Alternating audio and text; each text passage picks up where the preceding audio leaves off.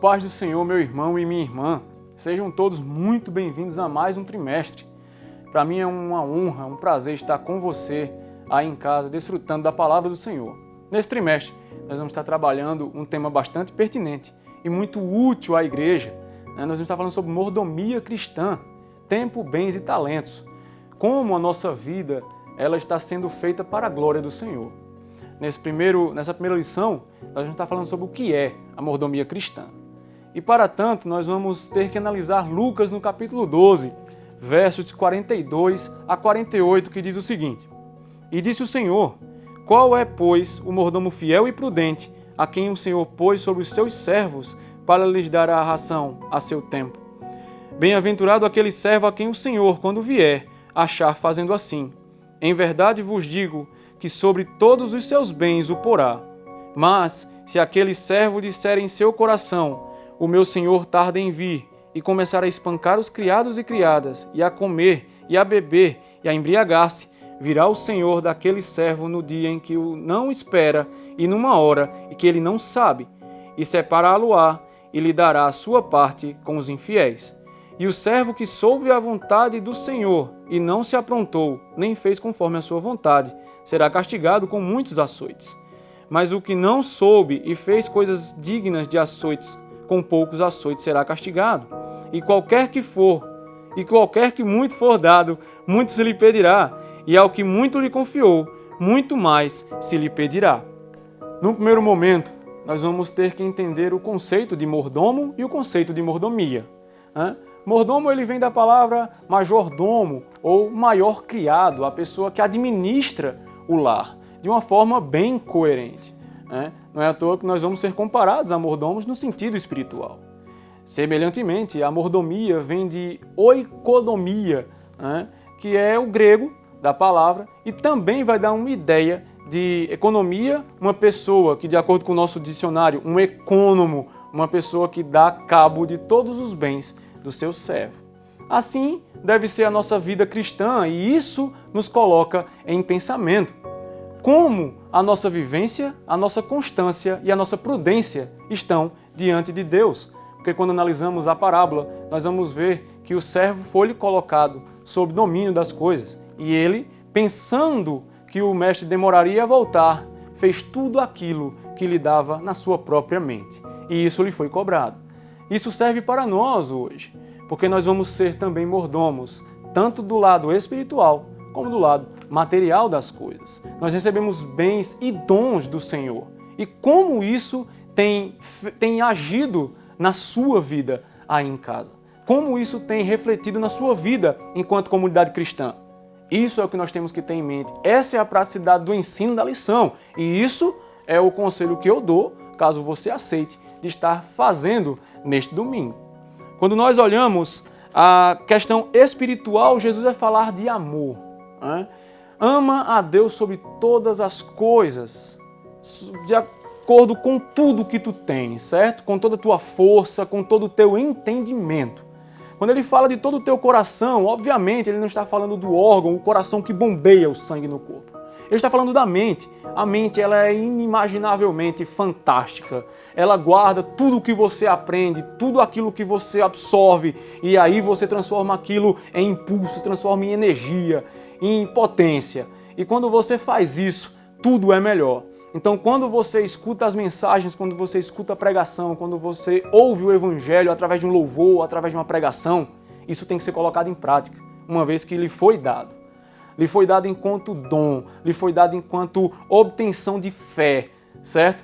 E isso também é para nós muito bem-vindo, porque a fé é uma certeza. Tá? Em um mundo de incertezas, nós temos essa fé e nós temos que dar conta dessa fé e como essa fé vai gerar frutos, porque o cristianismo ele não tem que ser colocado numa caixa. Não é você sozinho em casa ou você nas suas congregações, certo? Apenas aprendendo e ficando com esse aprendimento para você, com esse aprendizado para você. Você tem que colocar esse aprendizado em prática. Isso é o que é ser um bom mordomo das coisas celestiais. Porque você vai ser uma pessoa madura na fé. Você vai aprender a suportar os mais fracos. Você vai aprender que saber fazer o bem e não fazer é pecado. E aí você vai fazer tudo aquilo que Deus manda de uma forma bem concisa, de uma forma coerente, porque você faz por amor, certo? Amar a Deus sobre todas as coisas. O segundo mandamento, e ao próximo como a ti mesmo. Como uma pessoa que diz amar a Deus não vai amar seu próximo? É uma incongruência, é uma incoerência tremenda você achar que dizer que ama a Deus, louvar, cantar, pregar, botar sua melhor roupa, mas com o próximo você não age da forma correta, você é um hipócrita. Infelizmente, não há outra palavra. E Cristo, ele não brinca, né, quando ele fala as suas palavras. Ele fala de uma forma bem correta, até porque o mordomo açoitava os seus conservos. Assim, às vezes, somos nós. Quando nós dizemos no domingo que amamos a Deus, mas na segunda agimos de forma errada com os nossos irmãos. Isso é errado. Isso tem que ser colocado em prática nas nossas vidas para que a nossa comunidade cristã seja uma bênção para a nossa cidade e assim possamos fazer a vontade do Pai. Quando nós vamos fazer o segundo ponto, quando nós vamos falar sobre o segundo ponto e as questões materiais, elas vão ser reflexo da nossa vida espiritual. Se nós amamos a Deus sobre todas as coisas e ao próximo como a nós mesmos, toda a nossa vida vai circundar em torno disso.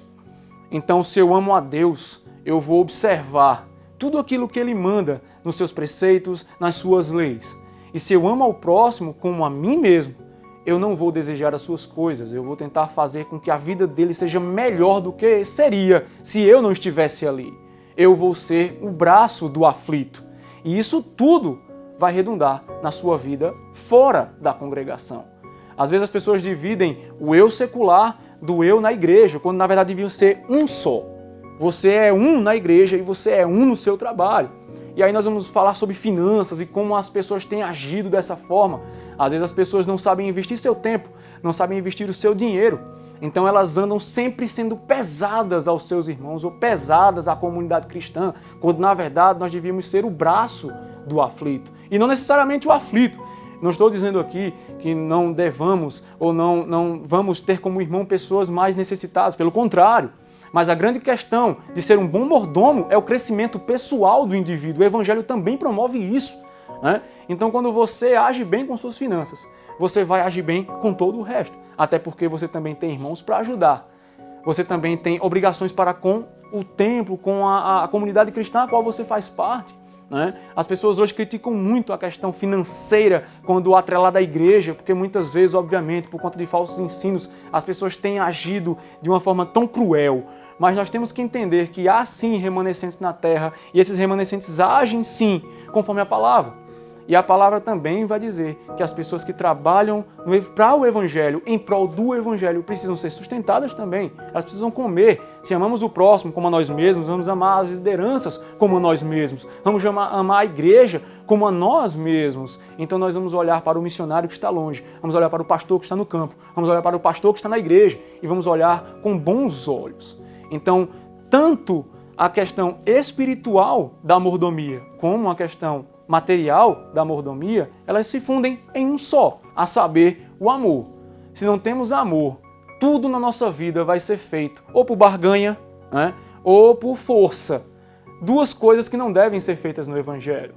Devemos fazer as coisas que nós fazemos para o Evangelho com amor, com consciência plena de que o que estamos fazendo é para a glória de Deus. Então, tanto a nossa vida espiritual quanto a nossa vida material fundidas devem redundar na glória de Deus.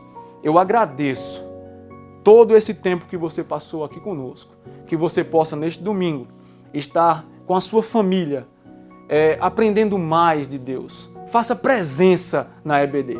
A EBD é um lugar onde você pode tirar dúvidas, é um lugar onde você pode crescer, é um lugar em que você vai aprender. Fiquem com Deus e até a próxima lição, se Deus assim nos permitir.